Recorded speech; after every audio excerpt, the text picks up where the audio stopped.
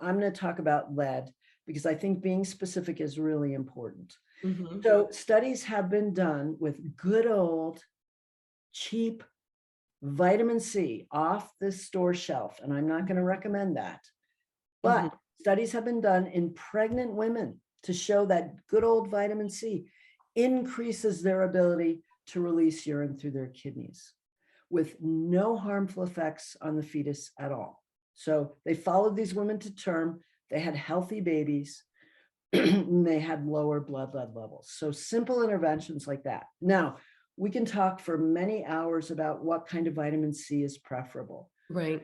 Because I've done a lot of research in this area since I was pre-med, there is a form of vitamin C that is much better than the other forms. It's L-ascorbate, that chemical form of vitamin C versus D-L-ascorbate, which is 99.9% of what's on the shelf in the health food store. Right. And this L-ascorbate is what's found in oranges, and it's the form that nature makes, so to speak. Yeah. So without going into the weeds, so there are some simple interventions that are very effective. There are some interventions that are urban myths and are not effective at all. And I'm going to be very specific because I teach doctors and they ask me these questions all day long. Mhm. Chlorella is very effective at helping increase the fecal excretion of certain toxins like polychlorinated biphenyls. We don't even know what they are. What's a polychlorinated biphenyl? They're in that top 7 of the chemicals that are most likely to make everybody in America sick. But doctors don't know this. So in Japan and in Taiwan, they had 2 massive actual contamination incidents where the rice bran oil was contaminated with these chemicals.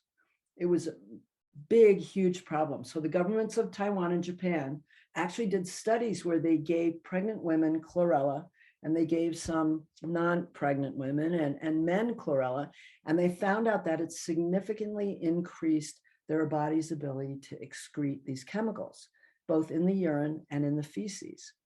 But what chlorella cannot do, and there's no evidence that it can do this, is help eliminate metals from the body.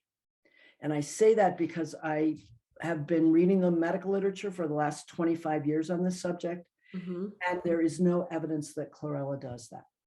Now, many doctors believe, for reasons that I don't know because I can't find them in the medical literature, that chlorella increases the excretion of metals. And so they will give their patient chlorella if they have mercury, lead, cadmium, arsenic, or some other metal problem as a chelating agent. Now, chlorella does a lot of good things in the body. And so certainly for those research-based purposes that I just explained, it's very useful. But chlorella in a natural environment, let's say the ocean or a tank where they're growing chlorella to make it commercially, will grab onto metals from the water. And cadmium is the one chlorella most commonly grabs onto. Unfortunately, there's a significant amount of cadmium contamination of the food supplement chlorella that's out there. And I know this because I've gathered all the certificates of analysis from the companies that manufacture chlorella, and I can show them to you. It is possible for companies to make cadmium-free chlorella. It's commonly referred to as glass-grown chlorella because it's grown in tanks where the water is filtered. Mhm. It's more expensive.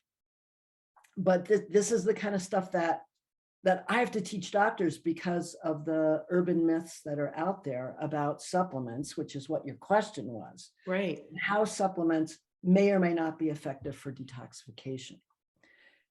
Now, just to end this whole, we get into very animated discussions about chlorella when we talk about it. Uh-huh. There is a definite benefit to getting toxins out of your body.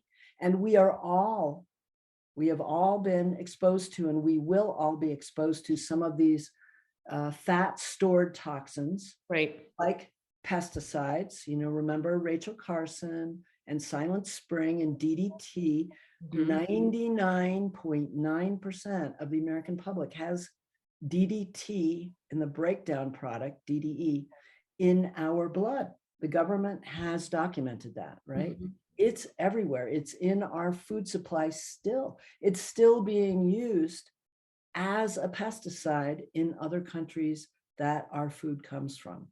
Mhm. DDT is legal as an anti-malaria, as a malarial deterrent to kill mosquitoes, and it's used as an herbicide on food crops, as a pesticide on food crops. So we have these fat stored toxins in our body, and chlorella does appear to help remove some of them. But if you've got a mercury toxic patient and the only thing you're doing is giving them chlorella, you may not be effectively and efficiently helping them in the ways that you could if you used other agents for which, in my experience, there's more clinical efficacy and more research.